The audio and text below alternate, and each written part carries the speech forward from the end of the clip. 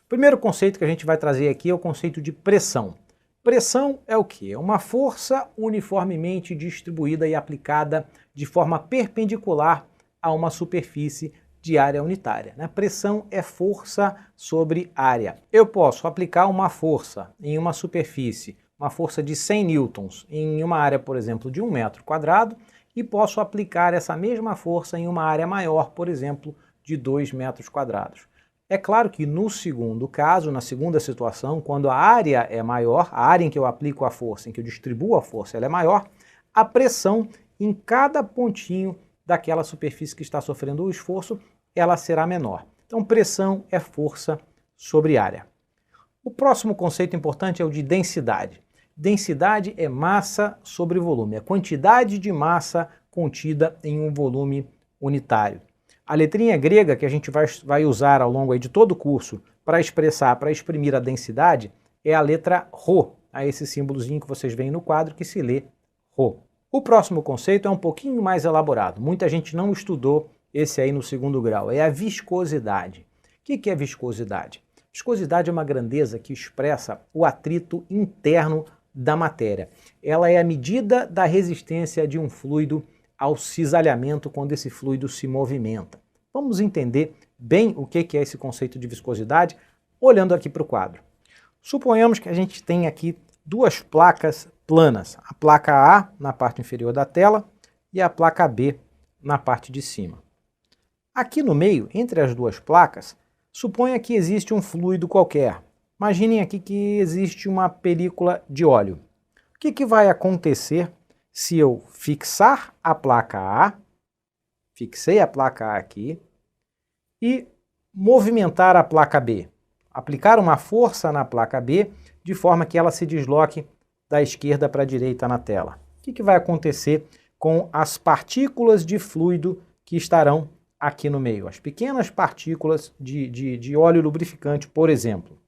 Quando a placa começar a se movimentar da esquerda para a direita sob a ação dessa força, as partículas de fluido que estiverem ali no meio, cada uma vai adquirir uma velocidade diferente. A partícula que está em contato direto aqui, que está adjacente à placa inferior, ela vai permanecer em repouso, mesmo quando a placa superior se movimentar. E interessante que a partícula que estiver em contato direto com a placa superior, ela vai se mover da esquerda para a direita com a mesma velocidade da placa. Isso significa que ao longo dessa distância aqui, olha, desse eixo Y, as partículas de fluido vão assumir velocidades diferentes, desde o zero, na parte inferior, até a velocidade máxima aqui, que é a velocidade de deslocamento da placa, na parte superior. Então o que vai acontecer aqui no meio, no ΔY? Vai haver um gradiente de velocidade. Na medida em que eu me afasto da placa estacionária, a velocidade vai variando, a velocidade das partículas de fluido vai variando. Ora, o que tem a viscosidade a ver com isso, professor? Você deve estar se perguntando. Pelo seguinte, quando uma camada desliza sobre outra camada adjacente com velocidade diferente, esse fluido ele irá cisalhar, esse fluido irá se romper. E quando o fluido cisalha, ocorre aí uma resistência, surge uma resistência. É necessário fazer um esforço para que o fluido cisale. Isso é algo resistivo, é um processo resistivo. Talvez isso não fique tão claro de visualizar nesse exemplo que eu dei de duas placas, onde a gente tem uma fina camada de fluido no meio.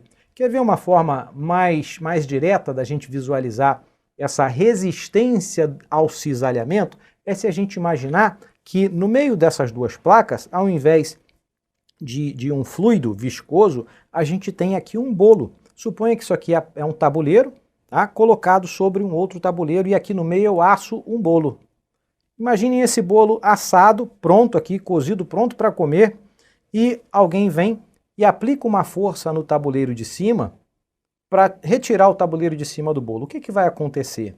Vocês concordam que vai ficar bolo grudado no tabuleiro superior, vai ficar bolo grudado no tabuleiro inferior, e que para a gente mover o tabuleiro de cima, a gente vai ter que rasgar esse bolo terá que cisalhar, e a gente vai ter que fazer uma força para conseguir que esse bolo rasgue, para fazer esse bolo rasgar, é a mesma coisa com o fluido.